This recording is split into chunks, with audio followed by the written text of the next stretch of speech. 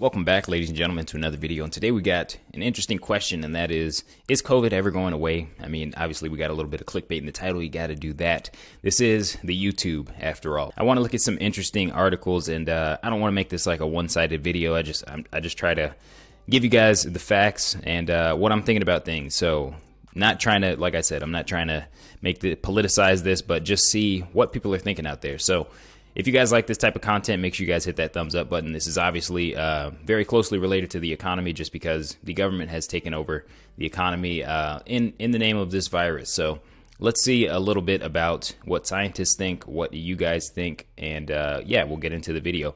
So the first thing I did is I took a poll of what you guys think, and then there's also this nature.com. They took a poll of what scientists think. So let's check it out, what scientists think. So the question was, do they think that the virus is going to be endemic? Or in other words, do they think that this virus is going to continue to exist, continue to mutate, and continue to infect pockets of the population? So 60% said very likely, so 29% said likely. Okay, so basically 89% of scientists said that it would be likely or very likely to become an endemic virus. Okay, 5% said unlikely, 1% said very unlikely, and 6% said not enough evidence to estimate. So I would honestly, I mean, I'm kind of over here, but I would honestly put myself in the 6% category, because that's generally where the scientific process should put you, right? We don't know whether we can eliminate this virus. It's not looking good, but as of right now, it looks like, you know, most likely there's probably going to stay around for a while. Down here, I asked you guys, and it's kind of funny because you guys said exactly the same thing, essentially. So 89% up here, and 90% of you guys said that this virus is here to stay. So it's kind of funny that we had the same idea there as the scientists. Moving into the next article here, we've got an actual flow chart. So this is actually very interesting. So this is basically saying whether or not something can be eradicated. But before we get into eradicate, let's see what an eradication actually means. So eradication is the reduction of infectious disease prevalence in the global host population to zero. So back over to here. Basically, it says, does immunity from vaccines or infections wane? So right now, it looks like the science is saying yes. So that would put us over here. Okay, let's look at the no section. So if we said no, it says, will the virus evolve to escape the immune system? We don't exactly know that. From what I understand, we don't know whether that's a no or a yes. So we know that the Delta and all the other variants are happening. So we're basically over here. Okay, so we're thinking that we are in booster needed. Okay, so do vaccines block transmission? From what we can see, the answer to that is no. Okay, so we are over here. Can vaccines prevent severe illness? From what we can tell from the science right now, the numbers say that is a yes. So just for the sake of argument, let's just say that we are in the yes. Okay, so it says the virus will continue to circulate, but once people are protected from severe illness, it might only cause mild to moderate disease. Okay, so in other words, it'll stay around, but eventually it will only cause mild to moderate disease. So that's kind of the camp that I find myself in, but who knows? Maybe we're more close to this, and in which case it would just be the virus will continue to circulate and could continue to cause severe illness. So hopefully we don't end up there. Hopefully, if anything, we end up here.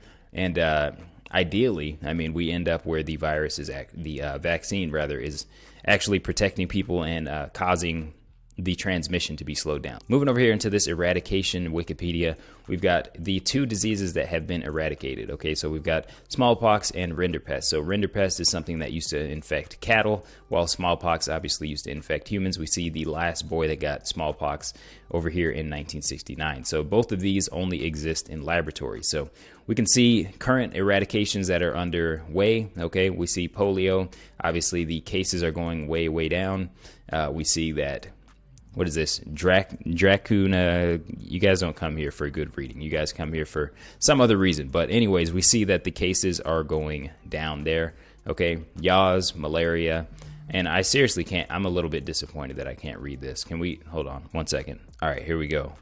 Dracunculiasis, That right there, that's what we eliminated. So this is also called the guinea worm, and we have eliminated that disease, or it's underway. It's being eliminated from Chad, Mali. Looks like it's a African worm over there. All right, anyways, now that we figured that out, moving on down here into the article. The concept of disease eradication is often confused with disease elimination, which is the reduction of an infectious disease's prevalence in a regional population to zero, or the reduction of global prevalence to a negligible amount. So we're talking about getting rid of the disease completely. Okay, so let's check out the eradication criteria. So these are actually pretty interesting. So basically, there's a couple of conditions that need to be met for a disease to be eradicated. So number one here, the targeted pathogen must not have a significant non-human or non-human dependent reservoir, or in the case of an animal disease, the infection reservoir must be an identifiable species, as in the case of rinderpest. Okay, so basically, if it hops around different species, it's going to be very hard to eradicate that disease.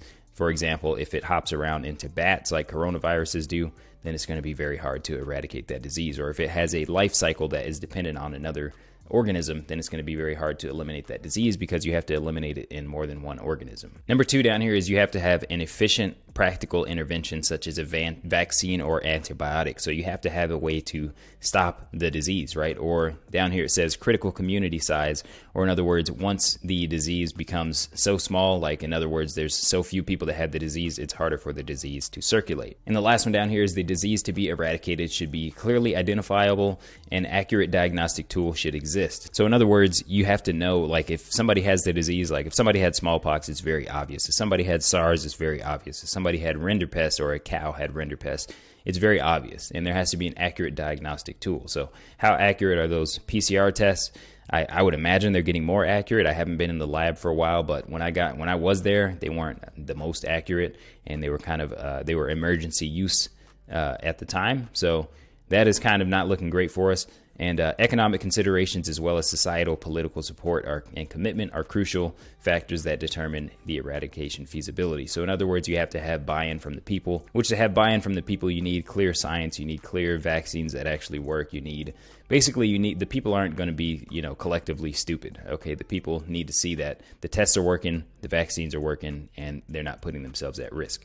And for the last part, we're going to hear from the CDC, just because this is not necessarily an anti-vax video. It's not an anti-COVID vax video.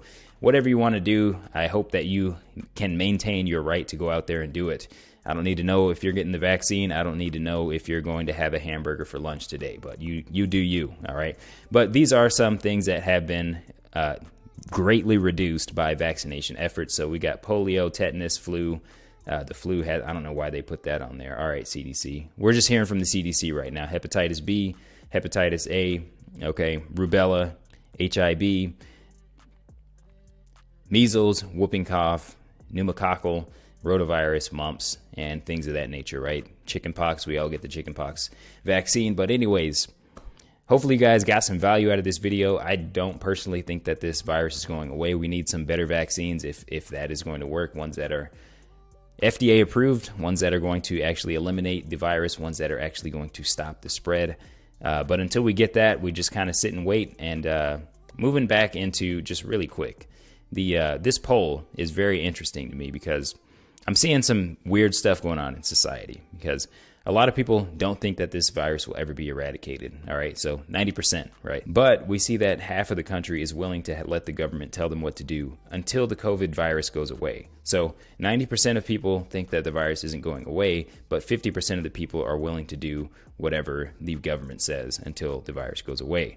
But when I look on my stories on Instagram, or I see my friends out at a concert or something like that, I saw somebody in the square of Seattle, right? That is probably the most liberal place you could be in the world, okay? And there was not a single mask in sight. So it's just weird what's going on right now. I don't really understand it. Let me know what you guys think in the comments, and I will see you guys in the next video.